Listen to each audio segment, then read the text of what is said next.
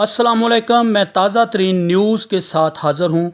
वज़ीर आज़म इमरान खान का tiger force porter की इफ्तिताही तकरीब से ख़ताब।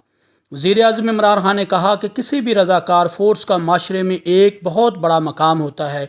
रज़ाकारों का सबसे बड़ा काम शहरियों की ज़रूरियात और हकूक़ की हिफाजत करना होता है और जमहूरियत में एक मुनफरद मकाम हासिल है। जब किसी माशरे पर मुश्किलात आती हैं तो ज़िंदा माशरे के शहरी रज़ाकाराना तौर पर हुकूमत की मदद करते हैं।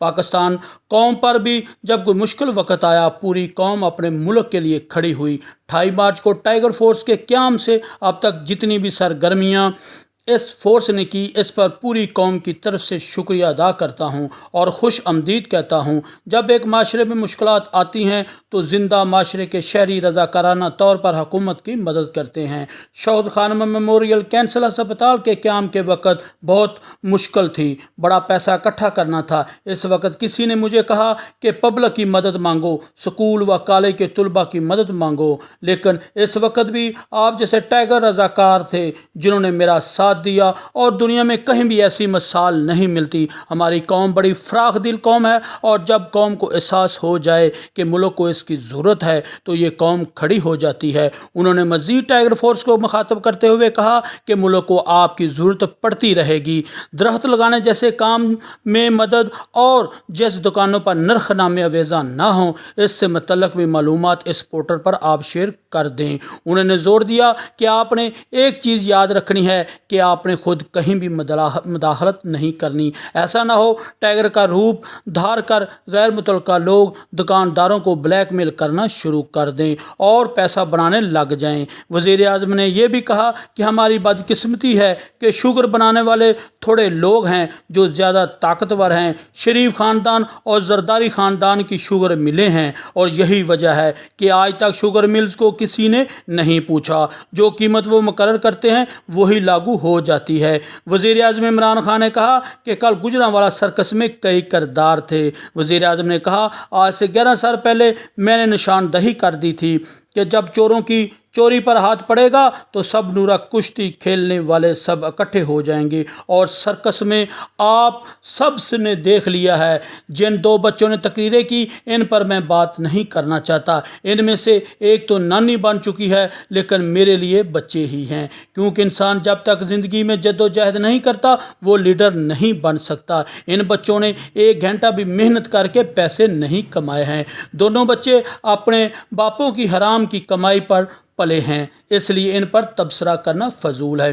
वज़ीर आज़म ने कहा कि लंदन में बैठकर जिस शख्स ने जो कल गुफ्तगू की, मैं इस पर बात करते हुए कहूँगा कि इस शख्स की जब ये इंग्लैंड जा रहा था और जब इंग्लैंड पहुँच गया इसकी शक्ल कैसे बड़ी हुई थी। इसका मुशाहदा कर लें कि बॉलीवुड में भी कोई ऐसी अदाकारी नहीं कर सकता था जैसी अदाकारी नवाज शरीफ ने की। हमारी काबीना के सामने ये अदाकारी हुई तो हमने इसको बाहर जाने दिया। वज़ीर आज़म इमरान खान ने कहा कि बरसगार की तारीख़ में कभी भी हिंदुस्तान में ऐसी हुकूमत नहीं आई जो मुसलमानों और पाकिस्तान से नफ़रत करती है जितनी नरेंद्र मोदी की हुकूमत करती है। हमारे फ़ौजियों पर मुसलसल हमले हो रहे हैं, हर रोज़ फ़ौजी जवान अपनी जानों की कुर्बानियाँ दे रहे हैं और ये एक नवाज शरीफ है, वो गीदड़ है जो दुम दबा कर बाहर भाग गया और बाहर बैठकर आर्मी चीफ और DG ISI पर उसने जो ज़बान इस्तेमाल की है, ये वही नवाज शरीफ है जो आज फ़ौज के ऊपर और फ़ौज के सरबराह पर ज़बान इस्तेमाल कर रहा है।